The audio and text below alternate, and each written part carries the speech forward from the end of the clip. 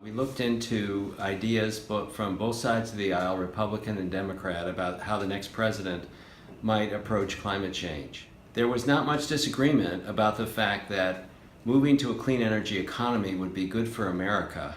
The Pew Charitable Trust does a survey every January of what the public's priorities are. What are the top priorities? Jobs, right? Right? Okay, so yeah, if you look at all of them, economy and jobs are near the top of the list, and if you look down at the bottom of the list, it's climate change. So the issue for us is, duh, if you're smart, you focus on jobs when you attack the issue of climate. I think this support for energy R&D is an essential ingredient, and it's working, and it needs to be enhanced and worked with because we're creating the future. I want to talk about what a policy could look like that the next president might offer in a way that might gain acceptance across both parties. Personally, as an economist, I guess you'd have to say, I believe in the price system. So if carbon is a problem, let's put a price on it. You know, you all know that energy policy requires state and federal partnership.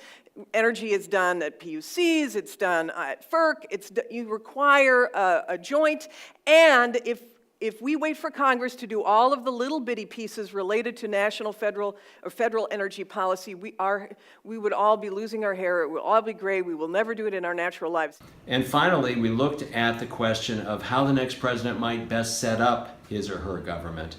The president-elect should say, I am going to regard my cabinet and sub-cabinet as my staff. And those are the people I'm going to work with to develop policy. It'll be my policy, but they're going to be involved.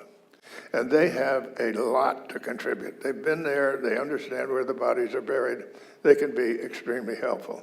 There's a lot to learn from what's worked before and what hasn't in terms of how to coordinate the kind of huge enterprise needed to make the federal government nimble enough to deal with the issue on the one hand of reducing emissions of carbon and on the other hand finding ways to generate clean energy to replace those emissions with clean electrons.